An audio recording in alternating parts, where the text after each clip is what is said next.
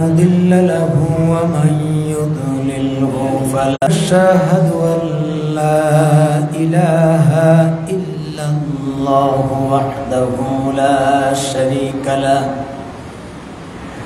أما بعد فأعوذ بالله من الشيطان الرجيم بسم الله الرحمن الرحيم وإنك لعلى خلق عظيم ভিতরের আওয়াজটা পরিষ্কার করো বেনবেনি করে শুরুতে যেভাবে ছিল সেইভাবে রাখো وقال النبي صلى الله عليه وسلم بعثت لأتمم مكارم الأخلاق সবাই কয়েক মর্তবা আমার সাথে দরুদ ইব্রাহিমি পড়েন اللهم صل على سيدنا محمد وعلى آل محمد كما صليت على إبراهيم وعلى آل إبراهيم إنك حميد مجيد اللهم بارك على محمد وعلى آل محمد كما باركت على إبراهيم وعلى آل إبراهيم إنك حميد مجيد পবিত্র রবিউল আউয়াল উপলক্ষে আজকের এই যুব সমাজ এবং এলাকাবাসীর সহযোগিতায় আয়োজিত সিরাতুন নবী সাল্লাল্লাহু আলাইহি ওয়াসাল্লাম এই মোবারক মাহফিলের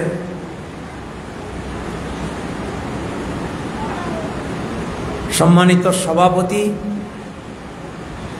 মঞ্চে উপস্থিত আমাদের গ্রামের মসজিদের সম্মানিত ইমাম সাহেব, হযরত উলামায়ে কেরাম, আমার প্রাণপ্রিয় এলাকার মুরব্বিয়ানে কেরাম, যুবক ভাইরা, পর্দানিশী আমার মা বোনেরা, আল্লাহ রাব্বুল আলামিনের দরবারে আমরা শুকরিয়া আদায় করছি যে আজকের এই মোবারক মজলিসে শত ব্যস্ততা থেকে কিছু সময়ের জন্য ফারিক করে দুনিয়ার সবচেয়ে উত্তম জায়গা আল্লাহর ঘর মসজিদে কিছু সময় ব্যয় করে আল্লাহর হাবিবের জীবনী আলোচনা করা, বসা এবং শোনার তৌফিক দিয়েছেন। এই জন্য আবারও বলি আলহামদুলিল্লাহ। আজকের এই সংক্ষিপ্ত আয়োজনে আসরের পর থেকেই সম্ভবত মাহফিল শুরু হয়েছে। বাদ মাগরিব হযরত মাওলানা আব্দুল হাফিজ অনন্তপুরী এবং বাদ এশা আমাদের মসজিদের সম্মানিত ইমাম সাহেব, আমার আগে বিশিষ্ট ইসলামিক চিন্তাবিদ এবং বয়সে যদিও তরুণ, ইতিমধ্যে তিনি সমগ্র বাংলাদেশে তাফসীরুল কোরআন মাহফিলে অবস্থান করে নিয়েছেন। হযরত মাওলানা দেলোয়ার সাহেব আপনাদের সামনে মূল্যবান গুরুত্বপূর্ণ বক্তব্য পেশ করেছেন। মাওলানা মাহমুদুর রহমান দেলোয়ার, আমি আসলে এই 1 মাস যাবৎ অসুস্থ, আমার চোখে অপারেশন হয়েছে, এই জন্য দেখছেন আগে কালা চশমা, অনেক ব্যস্ততা। আপনাদের পক্ষ থেকে আবদুল্লাহ আমাকে যোগাযোগ করেছে এবং এখানে আসার জন্য অনুরোধ করেছে। তো যেহেতু এই গ্রামটা আমার, এই গ্রামেই আমার জন্ম, এই গ্রামের সাথে আমার একটা নাড়ির টান আছে। যদিও চাকরি জীবন এবং সামাজিক ব্যস্ততার কারণে আপনাদের কাছে সবসময় আসতে পারি না, মনটা কিন্তু গ্রামে থাকে। আমার মধ্যেও দুর্বলতা আছে যে আমি আসলে ঘন ঘন আসতে পারি নাই। এই ত্রুটির জন্য আমি আপনাদের কাছে দুঃখ প্রকাশ করছি। কিন্তু আপনারা যেভাবে আমাকে মহব্বত করেন, আমিও কিন্তু আপনাদেরকে মহব্বত করি, দোয়া করি। তো আল্লাহ রাব্বুল আলামিন আজকের এই মজলিসে শেষ সময়ে দোয়ার আগ মুহূর্ত এখানে হাজির হওয়ার তৌফিক দিয়েছেন। আল্লাহর কাছে দোয়া করি আমরা যারা আজকে কথা বলেছি এবং যারা শোনার জন্য এসেছেন, আমাদের ব্যক্তিগত কারো কৃতিত্ব নাই যে এখানে বক্তৃতা দেওয়ার কারণে আমরা খুব বড় হয়ে গেছি। আর আপনারা এখানে উপস্থিত হয়েছেন, হাজির হয়েছেন শ্রোতা হিসাবে, বরং আল্লাহ পাকের কাছে সবচেয়ে বড় কৃতিত্ব সেটা হচ্ছে যে আপনাদের সহযোগিতায় যে সমস্ত তরুণেরা এই রবিউল আউয়াল মাসে আল্লাহর রসুলের জিন্দেগির উপরে যে একটা গুরুত্বপূর্ণ মাহফিলের আয়োজন করেছে, একটি ভালো কাজ উপহার দিয়েছে, এই মাহফিল হওয়াতে আপনারা খুশি না বেজার? বলি আলহামদুলিল্লাহ। যদি আজকে এই আয়োজনটা না হতো তাহলে আমরাও এখানে আসার সুযোগ ছিল না, আপনারাও কোরআন সুন্নাহর কিছু কথা বলার বা শোনারও সুযোগ ছিল না। এটা আল্লাহ পাকের মেহেরবানি। এই জন্য সমস্ত কৃতিত্ব, সমস্ত প্রশংসা, কেবলমাত্র প্রশংসা, একমাত্র প্রশংসা, জুড়ে বলেন তো কার? এই জন্য বলি আলহামদুলিল্লাহ রব্বিল। নবী করিম সাল্লাল্লাহু আলাইহি ওয়াসাল্লাম তিনি আমাদেরকে শিখাইয়া দিয়েছেন আলহামদুলিল্লাহ আলা কুল্লি হাল। তোমাদের জীবনের সর্ব অবস্থাতে কোনো মানুষের কৃতিত্ব নাই, বরং কৃতিত্ব এবং প্রশংসা পাওয়ার একমাত্র দাবিদারকে। এই জন্য নামাজের মতো এত বড় ইবাদত, যে ইবাদতটা শুরু হয় কার প্রশংসা দিয়া? না গ্রামের বড় মুরব্বীর প্রশংসা দিয়া, চেয়ারম্যানের প্রশংসা দিয়া, এমপি সাহেবের প্রশংসা দিয়া, মাতব্বরের প্রশংসা দিয়া? আওয়াজ দিয়ে বলেন কার প্রশংসা দিয়া? আলহামদুলিল্লাহি রাব্বিল আলামিন। প্রশংসা সবই কেবল তোমারি। বলেন প্রশংসা সবই কেবল তোমারি রব্বুল আলামিন। দয়ালু মেহেরবান করুণা ও ফুরান, আর নয় কেউ তুমি মালিক শেষ বিচারের দিন, শেষ বিচারের দিন। আলহামদুলিল্লাহ রব্বিল। আল্লাহ নবী শিখাইয়া দিয়েছেন সকল কাজে আমরা প্রশংসা করব কার? আলহামদুলিল্লাহ। সম্মানিত হাজরিন কিরাম, আজকের মাহফিলের নাম সিরাতুন নবী। যদিও তাফসীর বলা হয়েছে, কিন্তু আমি দেখছি সিরাতুন নবী। এই মাসটা রবিউল আউয়াল মাস, এই চাঁদটা রবিউল আউয়াল চাঁদ। স্বাভাবিকভাবে বছরের টাকা ঘুরে যখন রবিউল আউয়াল মাসটা আমাদের মাঝে হাজির হয়, আমরা যারা বেশি স্মরণ করি, যার নামে বিভিন্ন ধরনের অনুষ্ঠান আদি হয়, যেই ব্যক্তিত্বকে নিয়ে আমরা বেশি পর্যালোচনা করি, তিনি হচ্ছেন আমাদের সকলের প্রিয় নবী, বিশ্ব নবী মুহাম্মদুর রাসূলুল্লাহ সাল্লাল্লাহু আলাইহি ওয়াসাল্লাম। কারণ এই মাসটা রসুলের ওয়েলাদতের মাস, জন্মের মাস, এবং আল্লাহর রসুলের আলোচনা করা, আল্লাহর রসুলের প্রতি মহব্বত এবং ভালোবাসা প্রকাশ করা, এটা মুমিন জীবনের নৈতিক দায়িত্ব। আল্লাহ নবী বলেছেন লা ইউমিনু আহাদুকুম হাত্তা আকুনা আহাব্বা ইলাইহি মিন ওয়ালিদিহি ওয়া ওয়ালাদিহি ওয়ান নাসি আজমাইন। ও আমার উম্মতেরা, তোমরা ততক্ষণ পর্যন্ত পরিপূর্ণ ঈমানদার হতে পারবে না যতক্ষণ পর্যন্ত তোমাদের পরিবার পরিজন, তোমাদের সন্তানাদি, এমনকি তোমাদের প্রাণের চাইতে আমি আল্লাহর হাবিবকে মহব্বত করবে না, ততক্ষণ পর্যন্ত কামিল ঈমানদার দাবি করতে পারবে না। সুবহানাল্লাহ। ইশকে মাহবুবে খুদা जिस दिल में हासिल नहीं, लाखों मुमिन हो मगर ईमान भी कामिल नहीं। কবি বলছেন তুমি শত সহস্র মুমিন হওয়ার দাবি যতই করো না কেন, তোমার ভিতরে যদি আল্লাহর হাবিবের মহব্বত না থাকে, তুমি দাবি করলে হবে না। দাবির প্রেক্ষাপট হচ্ছে যে তোমার প্রাণের চাইতে, কলিজার চাইতে, জীবনের চাইতে মায়া এবং মহব্বত থাকতে হবে আল্লাহর নবীর জন্য। কার জন্যে? আল্লাহ নবীর জন্য। আমরা আল্লাহ নবীকে মহব্বত করি তো? বলি আলহামদুলিল্লাহ। সম্মানিত হাজরে কেরাম, এই নবী এমন এক বিশ্ব নবী, আল্লাহু আকবার, যার প্রশংসা আমরা তো করা দূরের কথা। আল্লাহ রসুলের ইন্তেকালের আজ প্রায় 1450 বৎসর অতিবাহিত হয়েছে। খুব শীঘ্রই আমরা 1500 বছরের দিকে আগমন হচ্ছে। আল্লাহর নবীর উপরে তার মহাব্বত, তার ভালোবাসা, তার জিন্দেগি, তার সিরত চর্চা করেছেন এই পৃথিবীতে যত মানুষ, কত হাজারো লক্ষ কোটি মানুষ যে জিন্দেগিকে চর্চা করেছেন। চর্চা করতে করতে করতে মানুষ হারিয়ে গেছে, এখনো যেন রসুল্লাহর জিন্দেগি চর্চা করে শেষ করা যাচ্ছে না। সুবহানাল্লাহ বলেন। শুধু মুসলমান না, বহু অমুসলিমরা, যদিও এরা তাদের ধর্মের উপরে অবিচল, কেউ হিন্দু, কেউ বৌদ্ধ, কেউ খ্রিস্টান, কেউ ইহুদি, কেউ নাসারা, হেদায়ত আসে নাই। আবার অনেকের হেদায়তে এসেছে, তারপরেও বিধর্মী থাকার পরেও আল্লাহর রসুলকে তারা অত্যন্ত সম্মানের চোখে দেখেছেন। হিন্দুদের একটা পবিত্র ধর্মগ্রন্থ আছে, পবিত্র বেদ, এটা তাদের ধর্মীয় গ্রন্থ। আমরা যেভাবে কোরআন আমাদের ধর্মীয় গ্রন্থ, তাদের মৌলিক ধর্মগ্রন্থ হচ্ছে বেদ। মৌলিক ধর্মগ্রন্থ কি? বেদ। কষ্ট হচ্ছে না তো?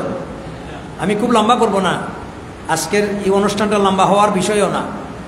চাইছি কিছু কথাবার্তা বলে আপনাদেরকে একটা দোয়া করে নিব। তো আমার আলোচনা দোয়ার আগ পর্যন্ত আপনারা সময় দিতে রাজি আছেন তো? কষ্ট হবে না তো? এই বেদের ভিতরে একটা শ্লোক আছে, শ্লোক, যেটার শিরোনাম হলো অনকাহি। এটার ব্যাখ্যা বের হয়েছে বাংলাদেশের একজন হিন্দু থেকে মুসলমান হয়েছেন আবুল হোসেন ভট্টাচার্য। তো উনি এই মতলবটা প্রকাশ করেছেন, হিন্দুরা যখন মৃত্যুর উপক্রম হয়, সাকরাতে আযাবের সম্মুখীন হয়, আল্লাহ না করুক আমরাও কিন্তু সাকরাতের সম্মুখীন হওয়ার সম্ভাবনা আছে কি নাই, এই সময়টা বড় ক্রাইসিস, খুবই কঠিন সময়। নবী করিম সাল্লাল্লাহু আলাইহি ওয়াসাল্লাম প্রতিটি নামাজের পরে সাকরাতের কষ্ট থেকে আল্লাহর দরবারে দোয়া করেছেন যে আল্লাহ এই সাকরাতের আযাব আমাদেরকে দিও না, বলেন আমিন। এই সময়, জীবনের সবার সময়, অন্তিম সময়ে আল্লাহ রসুল বলেছেন, সাকরাতকারী ব্যক্তির সামনে তোমরা শাহাদাতের তালকিন করবে, লা ইলাহা ইল্লাল্লাহ মুহাম্মাদুর রাসূলুল্লাহ। আবার অনেকে বলে পড়ো, কানের কাছে নিয়ে বলে, পড়া বলবেন না, শুধু শোনাই দিবেন, যাতে এই সময়ে শয়তান তার ঈমান হারা না করতে পারে। আল্লাহ আমাদের এই অবস্থা থেকে সবাইকে মুক্তি দান করুন, বলি আমিন। তো আমরা যেভাবে তালকিন করি, তাদের ধর্মের গ্রন্থের একটা শ্লোক, ওই হিন্দুর মৃত্যুর অন্তিম সময়ে তারা একটা তালকিন করে। তালকিনটা কি? লা ইলাহা হরতি পাপম, লা ইলাহা হরতি পাপম, ইল্লো ইল্হা পরম পদম, জন্ম বৈকুণ্ঠ পরওয়াল ইনতিত জপিনা মুহাম্মদম। এই মুহাম্মদম, এগুলা মুখস্থ করা বড় কঠিন, সাংস্কৃতিক ভাষা। এর অর্থ হচ্ছে, বাবারে তোর যদি সহজে জান যাইতে হয়, বেশি বেশি করে লা ইলাহা উচ্চারণ কর। যদি সম্মান আর মর্যাদা লাভ করতে চাস, তাহলে সেই ব্যক্তিরে স্মরণ কর যার জন্ম মক্কায়, বৈকুণ্ঠ মানে মক্কা, আর তিনি হচ্ছেন মুহাম্মদ। সবাই পড়েন সাল্লাল্লাহু। তাহলে বোঝা গেল তাদের মৃত্যুর সময়ও আল্লাহর নবীকে তারা সম্মানের চোখে দেখে, এমনকি মৃত্যুর সময়ও শাহাদা পাঠ করার কথা তারা ঘোষণা দেয়, লা ইলাহা পড়ার জন্য বলে। কিন্তু এর এই কথার অর্থ এটা নয় যে আল্লাহ রসুল সাল্লাল্লাহু আলাইহি ওয়াসাল্লাম তাদের পবিত্র বাইবেলে, বেদে আল্লাহ রসুলের প্রশংসা করেছে, এই জন্য আল্লাহ রসুল খুব প্রশংসিত হয়ে গেছেন। বর্তমান জমানে একটা বই আছে খ্রিস্টানদের লেখা, দি 100 জন মহামনীষীদের জীবনী। এটা লিখেছেন একজন ইংরেজ মাইকেল এইচ হার্ট। সারা দুনিয়া থেকে 20,000 বিশ্ববিখ্যাত মানুষের জীবনী টানায় তিনি ডাটা কালেকশন করেছেন। এরপরে বাছাই করছেন, কারো সামন ভালো তো পিছন ভালো না, বাদ। উপর ভালো তো নিচ ভালো না, বাদ। ডান ভালো তো বাম ভালো না, বাদ। জাহির ভালো তো আভ্যন্তর ভালো না, বাঁধতে বাঁধতে 20,000 থেকে মাত্র 100 জন। এই 100 জনের ভিতরে সকলের দিক দিয়া সেরা তিনি কে? একজন খ্রিস্টিয়ান এই কথা লিখতে বাধ্য হয়েছেন, তিনি আর কেউ নন, যিনি আপনার নবী, আমার নবী, সর্বকালের সর্বশ্রেষ্ঠ নবী মুহাম্মদুর রাসূলুল্লাহ সাল্লাল্লাহু আলাইহি ওয়াসাল্লাম। তাহলে আজকের বিধর্মীরাও কিন্তু আল্লাহ রসুলের সম্মানের চোখে দেখেছে, দেখে নাই? তবে তাদের মধ্যে আর আমাদের মধ্যে একটা ডে নাইট ডিফারেন্স আছে। আল্লাহ রাব্বুল আলামিন আল্লাহর নবী সম্পর্কে জানার পরেও তারা কিন্তু নবীর রিসালাতের প্রতি ঈমান আনতে পারে নাই। আল্লাহ পাক আমাদেরকে আল্লাহর নবীর উপরে ঈমান আনার তৌফিক দিয়েছেন, আল্লাহর নবীর শেষ উম্মত হিসাবে আমাদেরকে কবুল করেছেন, বলি আলহামদুলিল্লাহ। এই কথাগুলি বলার অর্থ এইটা নয় যে আজকে বিধর্মীরা রসুলকে সম্মান দিছে, মহব্বত করছে, আল্লাহ নবীর জীবনী লেখছে, এই জন্য নবীজি খুব হিরো হয়ে গেছে। যদি ওরা লেখলেও নবীজির সম্মান বাড়বেও না, না লেখলেও কমবে না। আসল সম্মান যিনি দিছেন তিনি কে?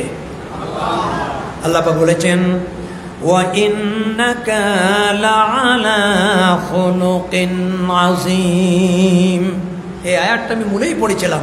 আল্লাহ বলছেন, নিঃসন্দেহে হে নবী, আপনিই হচ্ছেন এই পৃথিবীতে সর্বোৎকৃষ্ট এবং সর্বশ্রেষ্ঠ চরিত্রের অধিকারী। সুবহানাল্লাহ কিন্তু বললেন না। আল্লাহ পাক বলেছেন, ওয়া রাফা'না লাকা যিকরাক। তাহলে আল্লাহ নবীর সম্মান দিয়েছেন কে? আল্লাহ চাইতে সম্মান দেওয়া, আল্লাহর চাইতে নবীরে মর্যাদা দেওয়া, এর চাইতে বড় সম্মান আর মর্যাদা পৃথিবীতে কারো হতে পারে না। আমার ভাইরা, এই নবী করিম সাল্লাল্লাহু আলাইহি ওয়াসাল্লামের জিন্দেগি আমাদের জন্য আল্লাহ পাক উসওয়া বানিয়ে দিয়েছেন। উসওয়া আল্লাহ পাক সূরা আহজাবের 21 নম্বর আয়াতে বলেছেন, লাকাদ কানা লাকুম ফি রাসূলিল্লাহি উসওয়াতুন হাসানাহ। আল্লাহ পাক বলেছেন তোমাদের জন্য নবী করিম সাল্লাল্লাহু আলাইহি ওয়াসাল্লামের গোটা জিন্দেগির মাঝে, তার গোটা লাইফের মাঝে রয়েছে উত্তম আদর্শ। তিনি আমাদের জন্য চরিত্রের মডেল, তিনি আমাদের জন্য আদর্শের মডেল। আওয়াজ দিয়ে বলেন সুবহানাল্লাহ। আজকে এই নবীর আমরা আলোচনা করেছি, কিন্তু দুর্ভাগ্যজনক হলেও সত্য যে আল্লাহ রসুলের আলোচনা শুধুমাত্র একটি দিনকে কেন্দ্র করে, একটি মাসকে কেন্দ্র করে যেন না হয়। আমাদের নবীর জীবন লাইফ 63 বছর রসুলুল্লাহর জিন্দেগির এই আলোচনা থাকবে, রসুলের চর্চা থাকবে পুরা লাইফ, সারাটা জীবন ভর। ঠিক কিনা বলেন? যদিও আল্লাহ রসুলকে নিয়ে এখন সমাজের ভিতরে এক শ্রেণীর কিছু লোক আছে যারা শুধুমাত্র 12ই রবিউল আউয়াল আসলেই এই দিনটাকে কেন্দ্র করে নতুন নতুন কিছু এমন এক আচরণ, এমন কিছু কার্যকলাপ তারা তৈরি করেছে, যেই সমস্ত কার্যকলাপ এবং নবীর মহব্বতে যে সমস্ত তারা র্যালি মিছিল করে, যেগুলা নবী করিম সাল্লাল্লাহু আলাইহি ওয়াসাল্লাম জীবনে বারবার তার জন্ম পেয়েছেন, তিনি নিজে করেন নাই, সাহাবায়ে কেরাম করেন নাই, তাবিঈনরা করেন নাই, তবে তাবিঈনরা করেন নাই। অতএব আজকে আল্লাহ রসুল যেটা করেন নাই, এই 21 শতাব্দীর যুগে এসে কিছু লোক অতিরিক্ত আশিকে রজুল সেজে, নবীর প্রেম, নবীর মহব্বতের সেজে তারা এই সমস্ত অনুষ্ঠান করে, আর এই অনুষ্ঠান করেই 12 রবিউল আউয়াল থেকে আর আলোচনা নাই, শেষ করে দেয়। রাসূল সাল্লাল্লাহু আলাইহি ওয়াসাল্লামের জিন্দেগি আমরা শুধু একদিন পরে করব না, বরং আমরা সারাটা জীবন আল্লাহ রসুলের আলোচনা করব। কথা ঠিক কিনা? আবার আল্লাহ রসুলের মহব্বত আর ভালোবাসার একটা গতিবিধি আছে, একটা নিয়ম আছে, একটা স্টেশন আছে। ওই যে কিছু মাজারপন্থী, দরবারপন্থী গলায় মালা দিয়া, দেখছেন তো আপনারা মনে হয়, হ্যাঁ? আর এই দিন জশ্নে জুলুস। তো আল্লাহর রসুলের মহব্বতের জুলুস করলেন, ঠিক আছে, তা আপনি এক বিশাল গাড়িতে বসে গলায় মালা দিয়া, জামাই সাজিয়া, আপনার উদ্দেশ্য কি? নবীর নামে আপনার গলায় মালা কেন? সবাই হাঁটি হাঁটি জুলুস করে, আপনি গাড়িতে বসে বসে জুলুস করেন কেন? বোঝা যায় নবীর আগমনের নামে উনার নতুন আবির্ভাব হয়েছে। কথা বলেন না কেন? এবং এই কথাগুলি বললে, এখানেও জানার জন্য কিছু বলছি, ওরা বলে কি, ওই যে তাহিরি মার্কা বন্ড মাজার পূজারি, ওই কিসের দলিল, কিসের কোরআন, কিসের হাদিস? আমাদের মধ্যে নবীর প্রেম আছে, ভালোবাসা, আমরা নবীকে মহব্বত করি, আমরা রসুল প্রেমে এটা করি। রসুলের প্রেমের কাছে কোনো দলিল চলে না। বলেন নাউজুবিল্লাহ। ভাই, আল্লাহর রসুল সাল্লাল্লাহু আলাইহি ওয়াসাল্লামকে কিভাবে মহব্বত করতে হয় এই কথাগুলি আল্লাহ নবীকে আমাদেরকে শিখান নাই, সাহাবায়ে কেরামকে শিখান নাই। তাইলে আপনি আল্লাহ রসুলের চাইতে বেশি প্রেমিক হয়ে গেছেন। আর যদি কোনো দলিল লাগে না, কুরআন লাগে না, হাদিস লাগে না, আপনার মনের ভিতরে নবীর প্রেম জাগছে, এই জন্য আপনি ইচ্ছামতে গলায় মালা দিয়ে মিছিল করবেন আর র্যালি করবেন। এইভাবে যদি মহব্বতের নামে যদি আপনি করেন, আপনি ইতিহাস তালাশ করে দেখেন, এই যে ঈসা আলাইহিস সালাতু ওয়াস সালামকে আল্লাহ তাআলা খ্রিস্টানদের কাছে নবী হিসাবে নাজিল করেছিলেন। তারাও কিন্তু ঈসা নবীর খুব প্রেমিক ছিল, খুব মহব্বতী ছিল। কিন্তু প্রেম করতে করতে আর নবীরে মহব্বত আর ভালোবাসা দেখাইতে দেখাইতে গিয়ে ঈসা আলাইহিস সালাতু ওয়াস সালামকে বাড়াইতে বাড়াইতে আল্লাহর পুত্রর আসনে বসাইছে। ঈসা আলাইহিস সালাতু ওয়াস সালামের মা ইংরেজিতে বলে বেরি, এবং ওনার নাম হলো মরিয়ম আলাইহিস সালাতু ওয়াস সালাম। আল্লাহ পাক মরিয়মের গর্ভ থেকে ঈসাকে জন্ম দিয়েছেন একটা অলৌকিক ক্ষমতায়। এটাকে ইংরেজিতে বলা হয় মিরাকল, বিনা পিতায়। কিন্তু তারা এই ঘটনারে লক্ষ্য করে ঈসা আলাইহিস সালাতু ওয়াস সালামের মা মরিয়মকে বলেছে, মরিয়ম বলেন আল্লাহর স্ত্রী। নাউজুবিল্লাহ, জোরে বলেন। এইভাবে ইহুদিরা হযরতে উযাইর আলাইহিস সালাতু ওয়াস সালামকে নবী না বেনে বানাইছে আল্লাহর পুত্র। আপনাদেরকে জিজ্ঞাসা করি, আল্লাহর কি বউয়ের দরকার আছে? আল্লাহর কি ছেলেমেয়ের দরকার আছে? আমরা কি আল্লাহর ছেলেমেয়ে আছে এই কথা বিশ্বাস করি? জুড়ে বলেন নাউজুবিল্লাহ। কেউ যদি বিশ্বাস করে আল্লাহর ফ্যামিলির দরকার আছে, বউয়ের দরকার আছে, ছেলেমেয়ের দরকার আছে, তার ঈমান নষ্ট হয়ে যাবে। আল্লাহ পাক পরিবার, পরিজন, সন্তানাদি থেকে একমাত্র পবিত্র, এবং এই শিক্ষাটা আল্লাহ তাআলা শিক্ষা দিয়েছেন আমাদের কোরআনের ভিতরে। একটা সূরা, যেই সূরার নাম হলো সূরা ইখলাস। আমরা এটাকে অনেকে বলি কুল হু আল্লাহ। সবাই কুল হু আল্লাহ জানেন তো? হ্যাঁ, আল্লাহ তাআলা এখানে তার পরিচয় দিয়েছেন এত সুন্দরভাবে। আল্লাহ বলেছেন কুল হু আল্লাহু আহাদ। একবার পড়েন, কুল হু আল্লাহু আহাদ আল্লাহুস সামাদ লাম ইয়ালিদ ওয়া লাম ইউলাদ ওয়া লাম ইয়াকুল লাহু কুফুয়ান আহাদ। এই ছোট্ট সূরা, কিন্তু আল্লাহর তাওহীদ এবং একত্ববাদের এত বড় শিক্ষা। আল্লাহ বলেছেন, কেন নবী কুল, আপনি বলে দিন, আপনি জানায়া দিন, তারা যেন বলে আল্লাহু আহাদ। আল্লাহ হচ্ছেন এক এবং একক। আল্লাহ কয়জন? সন্দেহ আছে? লাম ইয়ালিদ ওয়া লাম ইউলাদ, তিনি কাউকে জন্ম দেননি, তারেও কেউ জন্ম দেয় নাই। এর মানে আল্লাহর বাবাও নাই, মাও নাই, এবং আল্লাহ তাআলা কারো কাছ থেকে তিনি জন্মগ্রহণ করেন নাই। ওয়া লাম ইয়াকুল লাহু কুফুয়ান আহাদ, আর আল্লাহর সমকক্ষ এই পৃথিবীতে কেউ নাই। আল্লাহর সমকক্ষ কেউ আছে? তিনি অনলি ওয়ান, তিনি 1%। তো যেইভাবে ঈসাইরা ঈসা আলাইহিস সালাতু ওয়াস সালামরে বাড়াইতে বাড়াইতে আল্লাহর ছেলের আসনও নিছে নবীর মহব্বতে। ঈসা আলাইহিস সালাতু ওয়াস সালামের মা মরিয়মকে নবীর মহব্বতে বাড়াইতে বাড়াইতে আল্লাহর স্ত্রী বানাইছে।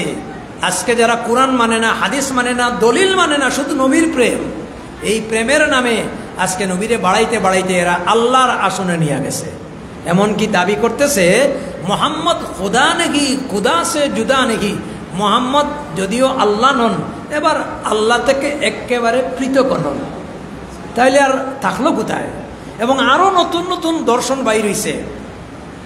আল্লাহ নবীর জিন্দেগি 63 বছর। কয় বছর? 63 কেজি কেক বানাইছে। কয় কেজি? 63 কেজি। এটার চতুর্দিক দিয়ে মোমবাতি জ্বালাইছে, আর এরপরে ওইটার চতুর্দিক দিয়ে ঘুরে আর কিতা কয়, হ্যাপি বার্থডে ইয়া রাসূলুল্লাহ, হ্যাপি বার্থডে ইয়া রাসূলুল্লাহ। আপনারা নাউজুবিল্লাহ বলবেন না?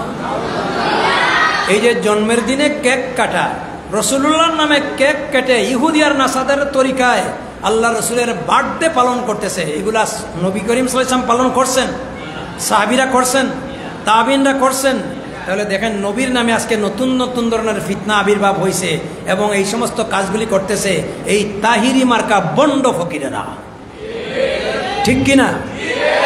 সুতরাং আজকের এই নামটা সিরাতুন নবী, এটা বিশাল অর্থবোধক নাম, অর্থাৎ আল্লাহ রসুলের জন্ম থেকে মৃত্যু পর্যন্ত এই বিশাল জিন্দেগিটাকে বলা হয় সিরাতুন নবী। আমার ভাইরা, তথাকথিত নবীর প্রেমে এসকে এই সমস্ত কাজে যদি মানুষ অংশীদার হয়, ইমান যাবে, আমল যাবে, দুনিয়াও বরবাদ হবে, আখিরাতও বরবাদ হবে, আমও যাবে, সালাও যাবে, ঠিক কিনা? এই জন্য আমরা নবীর প্রতি মহব্বত রাখবই, কিন্তু নবীর ভালোবাসা কিভাবে আমরা প্রকাশ করব? আমি যদি আল্লাহ রসুলের মহব্বত করি, আল্লাহ রসুলকে লালন করি, আমি যদি নবীর প্রেমিক হয়ে থাকি, তাহলে আমার পা থেকে মাথা পর্যন্ত জীবনের সকল ক্ষেত্রে আমি নবীর অনুসারী, আমার সুন্নতের দ্বারা, নবীর আদর্শের দ্বারা প্রকাশ করব, ঠিক কিনা বলেন? বিড়ি খায়, কি খায়? বিড়ি খায়, প্যান্ট গেছে টাকনুর নিচে, নামাজ নাই, রোজা নাই, কি যে জিকির আবিষ্কার করছে, কিতা হয় তার বাপর মাথা,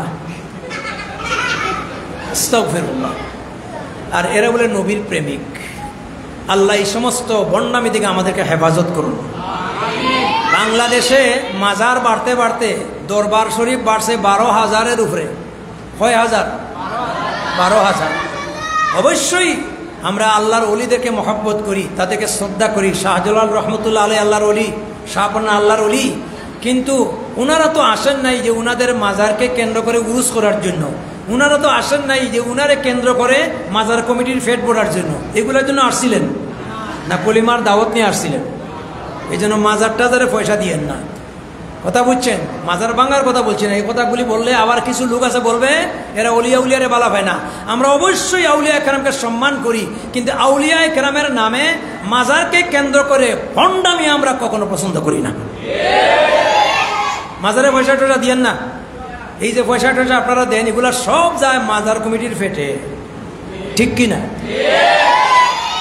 আমার বিশ্ববিদ্যালয়ের এক ছাত্র, ঘটনা স্মরণ হয়ে গেল, কষ্ট হচ্ছে না তো? আমার একদিন বলছে, আমার তারা স্যার ডাকে, কয় স্যার আমি তো বড় এক অন্যায় কাম করে ফেলেছি, আল্লাহ কি এই অন্যায়টা মাফ করবেন? তো আমি মনে করছি আল্লাহ জানে কোন আকাম কুকাম করছে, কারণ শাহজালাল বিশ্ববিদ্যালয়ে চাকরির বয়স আমার 32 চলছে, হায়াতে থাকলে আমি 2 বছর পরে রিটায়ার্ড। তো আল্লাহ কত কিছু আমাকে দেখাইছেন। এখানে যেমন ফেরেশতাও আছে, এখানে ইবলিসের দাদাও আছে, আছে কি নাই? এদেরকে নেই আমার চাকরি। তো আমি অনেক কিছু দেখেছি, সম্ভবত আমি মনে করছি যে কোন খাম করছে আল্লাহ জানে। বললাম বাবা কি বিষয় বলো। আমার সারা অনেক ওপেন কথা তারা বলতে পারে। বলছে আমি গেছিলাম আমার ভার্সিটির বন্ধের দিন, আমি বাড়িতে, আমার বাড়ি উত্তরবঙ্গে, একেবারে ইন্ডিয়ার বর্ডারে। যেই দিন বিশ্ববিদ্যালয় খুলবে, তো আমার খালু আমারে কিছু টাকা দিছেন যে তুমি যেহেতু সিলেটে চলে যাবে, আমার কিছু টাকা নাও, এগুলা তুমি বাবা শাহজালালের মাজারে হাদিয়া দিবে। আমি এটা খুব সম্মানের সাথে আমার একেবারে ব্যাগের নিচে এরপরে পুতলি দিয়া খুব ভালো করে বান্ধিয়ে এটা রাখছি, কারণ এটা বাবার মাজারে যাইবে। এখন উজানবাটিতে আসিয়া গাড়ি যখন বিরতি দিছে, পেট্রো লাগছে বুক, ভাত খাওয়াত লাগছি। উজানবাটি হোটেল আছে কি নাই? ওখানে গিয়ে খাবার দাবার করছি। খাবার দাবার করে যখন আমি গেছি খাবারের বিল দিতাম, পকেটও মানি ব্যাগ হাত দিয়ে দেখি চুরে নিছি কি, আমারও মোবাইল নিছি কি সেদিন তেমুকু থেকে 32-35 হাজার টাকার মোবাইল নাই, এখন পর্যন্ত হদিস নেই, মাত্র 1 মিনিটে কাম করে নিছি। তো এখন তো বড় চিন্তায় পড়ে গেলাম, আমি বিল দেই কই থেকে, কারণ মানি ব্যাগও টাকা আসিল, আরও জিনিসপত্র ছিল, বিলও গেছে, কাগজও গেছে। এখন আমি যদি ম্যানেজারে বলি আমারে মাফ করবে, যতই বিশ্ববিদ্যালয়ের পরিচয় দেই কাম আসবে না। শেষ পর্যন্ত আর সিদ্ধান্ত নিলাম, ওই খালুয়েদে দিছিলেন শাহজালালের মাজারের টেকা, ওইটা শেষ পর্যন্ত ব্যাগ থেকে বার করলাম, বাইরে করিয়া খাবারের বিল দিলাম, ওই জানটা বাঁচাই, সম্মানটা বাঁচাই। তো হুজুর এই যে একটা অপরাধ করলাম, খালু দিছিলেন বাবার মাজারে দেওয়ার জন্য, আর উজানবাটিতে আসিয়া আমি দিয়া দিছি আমার মাজারে। কত বড় অন্যায় কাজ করছি আমি, কি এই অন্যায় থেকে আল্লাহর কাছে মুক্তি পাইনি? আল্লাহু আকবার বলেন। আমি হাসতে হাসতে পরে চিন্তা করলাম, চিন্তার কোনো কারণ নাই, আপনাতে, কিন্তু আপনারাও কাজ করছেন সহি নিয়তে, দুইটা ঠিক আছে। কারণ যদি আপনি ওই মাজারে দিতেন, এটা খাইতো গাজাকুর আর বন্ড ফকিরেরা, আর আপনি তো রাস্তার মুসাফির। সুতরাং মুসাফিরের জন্য এই সমস্যা থেকে উত্তরণের জন্য আপনার খাওয়া যাইয়াছে। সুতরাং আপনি খালুরের বলার দরকার নাই যে আপনার মাজারে দিয়ে দিছেন। আপনি যদি সুযোগ থাকে এই টাকা পয়সাগুলি মাজারে না দিয়া কোনো এতিম মিসকিন অথবা কোনো মাদ্রাসার এতিম ফাউন্ডে দিয়ে দিবেন, সঠিক জায়গায় যাবে। ঠিক না? না, কোথায় হোক, আমি কোথায় থেকে কোথায় চলে গেলাম, এদিকে যাচ্ছি না, কষ্ট হচ্ছে না তো ভাই? এই সমস্ত বন্ডামির সাথে আল্লাহর নবীর জিন্দগির কোনো সম্পর্ক। আল্লাহ রসুলের জীবন আমাদের জন্য আদর্শ। আল্লাহ রসুলের জীবন সম্পর্কে আমি কি বলবো, এত বড় বিশাল জিন্দগি, সংক্ষিপ্তভাবে বলি, কষ্ট হচ্ছে না তো? আম্মাজান হযরতে আয়েশা রাদিয়াল্লাহু তাআলা আনহা নবী করিম সাল্লাল্লাহু আলাইহি ওয়াসাল্লামের সিরাত সম্পর্কে, আল্লাহর রসুলের জীবন সম্পর্কে প্রশ্ন করা হয়েছে, কাইফা কানা খুলুক রাসূলিল্লাহ সাল্লাল্লাহু আলাইহি ওয়াসাল্লাম। ওরে আল্লাহর নবীর স্ত্রী, আজ রাসূলুল্লাহ আমাদের মাঝে নাই, তিনি আমাদেরকে এতিম বানাইয়া চলে গেছেন। আপনি আল্লাহর রসুলের ইন্তেকালের পরে তার স্থলবর্তী ব্যক্তি জীবন, পারিবারিক লাইফ, সামাজিক লাইফ, সব কিছু প্রত্যক্ষভাবে আপনি নবীকে দর্শন করেছেন, দেখেছেন, লাইফটা দেখেছেন। আপনার কাছ থেকে আমরা নবীজির জীবন সম্পর্কে জানতে চাই। আল্লাহ রসুলের জীবন আদর্শ সিরাত কেমন ছিল? আল্লাহু আকবার। সাহাবায়ে কেরাম দেখেন, তারাও কিন্তু রসুলকে দেখেছেন, তারাও পাইছেন, কিন্তু আল্লাহ রসুলের ইন্তেকালের পরে যেমন তাদের তৃপ্তি মিটতেছে না, যে আরো জানলে মনে হয় নবী সম্পর্কে আমাদের আরো জ্ঞান বাড়বে। আল্লাহু আকবার। আরে ভাই, আজকে আমরা ইসলাম সম্পর্কে জানার চেষ্টা করি না, নবী সম্পর্কে জানার চেষ্টা করি না, কোরআনের একটা আয়াত নিয়ে চর্চা করি না। সাহাবায়ে কেরামের লাইফ স্টাইল ছিল, তারা যদি একজন আরেকজনের সঙ্গে সাক্ষাৎ করতেন, হয় নবীর আলোচনা অথবা কোরআনের আলোচনা। আপনারা সূরা আসর দেখবেন, ছোট্ট একটা সূরা, ওয়াল আসরি ইন্নাল ইনসানা লাফি খুসর, মাত্র 3 আয়াত। ওই সূরা সম্পর্কে লিখছেন হযরত উবাইদুল্লাহ ইবনে হিসান রাদিয়াল্লাহু তাআলা আনহু, যে রাসূল করিম সাল্লাল্লাহু আলাইহি ওয়াসাল্লামের এমন কয়েকজন সাহাবী ছিলেন, যেই দিন এই সূরাটা নাজিল হয়, এই সূরার এমন প্রভাব তাদের মাঝে ছিল, যখন একজন আরেকজনের সঙ্গে সাক্ষাৎ হলেই তখন বলতেন, ভাই আর কোনো কথা নাই, আগে তুমি আমারে সূরা আসর তেলাওয়াত করে শোনাও। অপরজন ভাই বলতেন, ভাই তাহলে তুমিও আমাকে সূরা আসর তেলাওয়াত করে শোনাও। অর্থাৎ তাদের লাইফস্টাইল ছিল নবীর জিন্দেগি চর্চা, অথবা আল্লাহর কোরআনের আয়াত না শোনা পর্যন্ত তারা রাস্তা থেকে বিচ্ছিন্ন হতেন না। সুবহানাল্লাহ, আসতে বললেন। আর আমরা দুইজন এখানে হইয়া গেলে এই কিতাব শুরু করে দেই। আমরা দুইজন তিনজন যদি একত্রিত হই, তাহলে তো গালাগালি, অন্যর দুশ্চর্চা, সমাজও গিলা মারামারি লাগানো যায়, বেজাল লাগানো যায়। খেয়ে নেতৃত্ব নিচে গিয়া আমি নেতৃত্বের পিছনে পড়ে গেছি, ওগুলো তো চর্চা হয়। কথা কি মিশা হয়েছে মনে হয়? বেজার হইরানি আমার উপরে। আচ্ছা, যুগ যুগ ধরে যদি কোনো গ্রামে, কোনো এলাকায়, কোনো পাবলিক খালি দলাদলি, মারামারি, এরপরে ফিতনা ফসাদ, অন্যর দুশ্চর্চা, এরে দেখিয়ে দিমু, হেরে দেখিয়ে দিমু, এইগুলো যদি চলতেই থাকে কিয়ামত পর্যন্ত, এই গ্রামও কোনোদিন শান্তি আইতো না। আমরার মধ্যে এটা অভ্যাস আসেনি? আল্লাহ, আপনারা কোনো উত্তর দিলেন না। আমি কোনো শেখফাড়ারে লক্ষ্য করে কইরাম না, এটা সমাজ ব্যবস্থারই লক্ষ্য করে কইরাম। আমার একটা দোষ হইল, কিছু সমাজের চিত্র আমি ওপেন বলে দেই, এটাই আমার দোষ। কিন্তু এইগুলো আছে কি নাই? এইগুলার কারণে আমরা পিছনে যাইরাম না সামনে যাইরাম? গ্রামের কোনো গ্রামে যদি এই সমস্ত ফিতনা ফসাদ থাকে, গ্রামের সম্মান বাড়ে না কমে? আমরা কি শুধুমাত্র আমাদের গ্রামের সম্মান কমাইতাম না বাড়াইতাম? বাড়াইতে হইলে ভাই অন্যর দুশ্চর্চা বাদ দিতে হবে, এই যে বেহুদা কথাবার্তা বাদ দিতে হবে, এগুলা বাদ দিয়া ইসলামের চর্চা করতে হবে, নবীরে চর্চা করতে হবে, কোরআনের চর্চা করতে হবে। ঠিক কিনা? এই কাজগুলি করতে পারবো তো ইনশাআল্লাহ?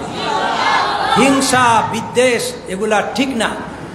মূল্যবান স্বর্ণ, রূপা অথবা লোহা, এর ভিতরে মরিচিকা লাগলে যেভাবে ধ্বংস করে দেয়, কোনো সমাজের ভিতরে যদি হিংসা, বিদ্বেষ আর পারস্পরিক হানাহানি থাকে, এই সমাজ ধ্বংস হয়ে যায়। এই কথাটা বুঝার জন্য আল্লাহ তৌফিক দান করে। আমার ভাইরা দেখেন সাহাবায়ে কেরামের নবীর জীবনের উপরে কেমন তৃপ্তি ছিল। রাসূলুল্লাহর জীবন দেখেছেন তারা অনেকেই, কিন্তু এরপরে যেমন তারা তৃপ্তি শেষ হয় না। আসলে তৃপ্তি শেষ হওয়ার কথা না। এখন হযরত আয়েশার কাছে এমন একটা প্রশ্ন করছেন, রাসূলুল্লাহর জীবন কেমন ছিল? কষ্ট হচ্ছে না তো? হযরত আয়েশা রাদিয়াল্লাহু তাআলা আনহা বলছেন, ও রাসূলুল্লাহর সাহাবীরা, রাসূলুল্লাহর 63 বছরের এই পুরা জিন্দেগি আমি তোমাদের কাছে কেমনে ব্যাখ্যা দিব? সংক্ষিপ্ত পরিসরে উত্তর দিলাম, কানা খুলুকুল কুরআন। আল্লাহর নবীর সিরাত ছিল 63 বছরের জীবন ছিল 30 পারা কোরআন। আপনাদের মধ্যে সুবহানাল্লাহ বলার অভ্যাসটা বড়। আল্লাহর নবীর জীবন ছিল 30 পারা কোরআন। এই কোরআনটা কার কালাম? সন্দেহ আছে?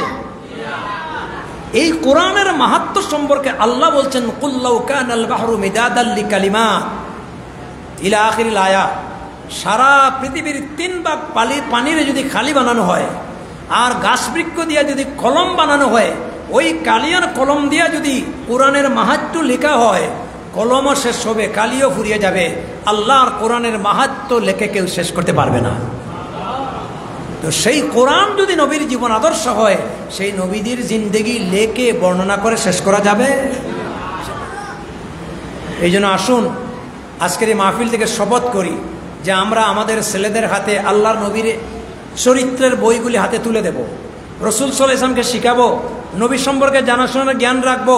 আজকের বহু ছেলেরা, আজকের মেয়েরা, আজকেও আমি জুমাতে বলেছি যে আজ আমাদের ছেলে মেয়েদেরকে উন্নত শিক্ষার নামে আমরা ছেলেদের পিছনে যত শ্রম দেই, যত টাকা পয়সা ব্যবহার করি, যদি আমরা অন্তরপক্ষে ইসলামী শিক্ষা, কোরআনিক শিক্ষা, নীতি এবং নৈতিকতা, নবীজির আদর্শ, এইগুলো যদি শিখাইতাম, তাহলে এই সমস্ত ছেলেরা বিশ্ববিদ্যালয়ে পড়ে এত উচ্চ শিক্ষায় শিক্ষিত হওয়ার পরেও ছেলেরা হাইজেগার আর হাফ প্যান্ট বাহিনী আর সাদাবাজ বাহিনীতে এরা শরিক হইত না।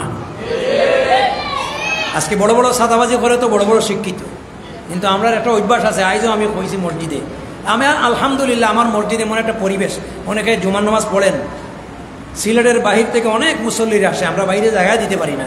দোয়া করবেন, আমার মসজিদ 100 কোটি টাকা বরাদ্দ হয়েছে, 10 তলা ফাউন্ডেশন দিয়ে বিশাল কমপ্লেক্স হবে। হয়তো আমি রিটায়ার্ড হয়ে যাব, দেখবো না, কিন্তু হবে ইনশাআল্লাহ। তো এই মসজিদে আমি অনেক কথা বলতে পারি। আমি বলছিলাম যে আমাদের একটা অভ্যাস হইল কি, আমরা যখন বাচ্চা পাই, ছেলে মেয়ে পাই, খুশি নাইনি? যারা ছেলে মেয়ে পাইছেন খুশি না বেজার? আর যারা ছেলে মেয়ে পাইছেন না, তারা কত মনের কষ্ট আছে, এখনো বাবা হইতে পারি নাই, এখনো মা হইতে পারি নাই। কিন্তু কষ্ট নিবেন না, ছেলে দেওয়া মেয়ে দেওয়ার মালিককে আল্লাহ এমন এক জাত যারে বাবা বানাইতে পারেন, আবার আল্লাহ এমন এক জাত সারা জীবন মা বাপ ছাড়া, অর্থাৎ মা বাপ হিসাবে রাখতে পারেন সন্তান ছাড়া। ঠিক কিনা? ছেলে মেয়ে পাইলে আমরা আর একটা অভ্যাসটা কি, ছেলে যদি খুব সুন্দর হয়, গুলগাল চেহারা হয়, বডিটা সুন্দর হয়, স্মার্ট হয়, মনে মনে হয় আল্লাহ যদি তৌফিক দেয় এই ছেলেটারে আগামীটা ডাক্তার বানাবো। ঠিক কিনা? অথবা ইঞ্জিনিয়ার বানাবো। এরপরে শুরু হয়ে যায় কি, সকালবেলার স্কুল, ব্লুবার্ড, ইন্টারন্যাশনাল, আনন্দ নিকেতন, এক একটা এই সমস্ত প্রতিষ্ঠানে শুধু ও আর ওই দীর্ঘই আর ABCD, ওই শিক্ষার জন্য ভর্তি ফিস 50,000 টাকা, প্রতি মাসে 15,000 টাকা, এর পিছনে মাস্টার রাখা হয় আরও 12,000 টাকা, তার সাথে এরপরে মাও যাইতে হয়, বাবা যাইতে হয়, বই আর এক বিশখান, পানির ড্রাম একটা, এরপরে সকালবেলার নাস্তা, বিকালবেলার আবার লাঞ্চ লাগে, এত কিছু লাগে। ঠিক কিনা? এরপরেও কষ্ট করতে রাজি। এই বাচ্চারা তোমরা বলবা না কেন, আমার জাদুটা ভবিষ্যতে ডাক্তার হবে, ইঞ্জিনিয়ার হবে। আর মক্তব শিক্ষার গুরুত্ব নাই। আর যদি ছেলেটা খানা বা ল্যাংড়া হয়, তাহলে শেষ পর্যন্ত চিন্তা করে যে এইটারে দিলে ইমু মাদ্রাসায় কন্যাখানে। ল্যাংড়া হওয়া খানা হইলে এর স্থান কোথায়? আল্লাহ তাআলা পরীক্ষা করে মানুষরে, আমি তোর এত সুন্দর সুগঠন সুস্থির সন্তান দিলাম, এইটারে দিলে ইংরেজি শিক্ষায়, ইংরেজি শিক্ষা হারাম না, নাজায়েজ না, একটারে দিলে ডাক্তার বানাইতে, একটারে দিলে ইঞ্জিনিয়ার বানাইতে, তোর স্বপ্ন বড় স্বপ্ন, তুই ইঞ্জিনিয়ারের বাবা হবে, ডাক্তারের বাবা হবে, আর আমি তোরে খানা দিলাম আর ল্যাংড়া দিলাম, এটারে দিলে আমার কুরআনের দরস গাতে, তাইলে দেখ কোনটা মানুষ, কোনটা তোর জিন্দগির লাইফে কার্যকর। আল্লাহ তাআলা দেখেন অনেক অন্ধ, অনেক বধির, মনে কিছু নিয়েন না, অনেক লুলার ল্যাংড়াও আল্লাহর কোরআনের হাফিজ বানাইছেন। এমনকি অনেক অন্ধ মুহাদ্দিস পর্যন্ত আল্লাহ তাআলা বানাই দিয়েছেন। যে গড়পুরি হুজুরের মাদ্রাসা, ইমাম সাহেব এসেই নয়, এই মাদ্রাসার এক মুহাদ্দিস অন্ধ, এটা জীবনেও সাদানা খালা দুনিয়া দেখছে না, কিন্তু আল্লাহ তাআলা তারে হাদিসের এত ইলম দিয়েছেন, উনি মুহাদ্দিস হাদিস পড়ান। সুবহানাল্লাহ বলেন না? সৌদি আরবের সবচেয়ে বড় আলেম ছিলেন আব্দুল্লাহ ইবনে বাজ রাহমাতুল্লাহ আলাইহি, সবচেয়ে বড়। উনি ছিলেন রাষ্ট্রীয়ভাবে, সরকারিভাবে গ্র্যান্ড মুফতি। উনি ছিলেন জন্মগত অন্ধ। সুবহানাল্লাহ বলে। আপনারা এখনো দেখবেন প্রত্যেক বৎসর আমাদের দেশ থেকে বিদেশে যায় হিফজ প্রতিযোগিতা, হাফিজি প্রতিযোগিতায় মুসলিম বিশ্বের সাথে প্রতিযোগিতা হয়। অসংখ্য হাফিজ আছেন জন্মগত অন্ধ, 120টা 30টা রাষ্ট্রের সাথে প্রতিযোগিতা করে অন্ধ হাফিজ ফার্স্ট পুরস্কার নিয়ে আসে। আর আপনার যারা ইঞ্জিনিয়ার বানাইছেন, ডাক্তার বানাইছেন, তার চরিত্র জানেন। মাস্টার ডিগ্রি অর্জন করে এখন তার পেশা নিছে সাদাবাজি, ঠিক কি না? সব না বেশি করে বাজে রাজনীতির ঢুকছে। রাজনীতির মধ্যেও ভালো আর বুড়া আসেনি নাই।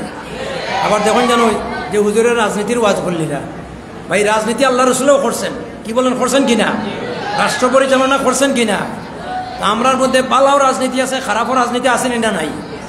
বালাটা গ্রহণ না করিয়া 2 নম্বরটা গ্রহণ করে, কারণ দেখা যায় এখানে গেলে রাতারাতি সম্পদ বানাই যায়।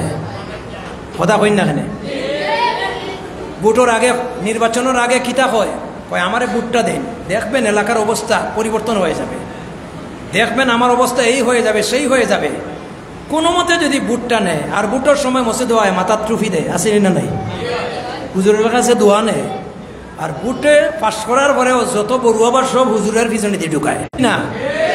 বিগত 15 বছর এই জালিমে যা করছে, আমরা একজন উলামায়ে কেরামরা যদি হক কথা বলছি, জেলও যাইতে বাধ্য হয়েছে। কত আলেমদের চাকরি ছুটছে, উলামায়ে কেরামের গলায় দড়ি লাগানো হয়েছে, ঠিক কিনা? কিন্তু তারা তো মনে করেছিল যে বাপ দাদার শেয়ার পাইছি, আর জীবনে যাইতো না। স্বপন ছিল 41 সাল, আল্লাহ হয় আর তোমাদের স্বপন চলবে না, 2024 বিদায়। আল্লাহ এমন এক তাইরান আবাবিল দিলেন, আমরা কেউ চিনিও না, জানিও না। ওরা নিয়ত করছে 6 তারিখ, আল্লাহ হয় মারক 5 তারিখ। 5 তারিখের গণঅভ্যুত্থানে গোষ্ঠী শুদ্ধা খালি চেয়ার থেকে নামাইছেন না, আল্লাহ বাংলাদেশ থেকে বিতাড়িত করে দিয়েছেন। এই শিক্ষা বাংলাদেশে আছে কি নাই?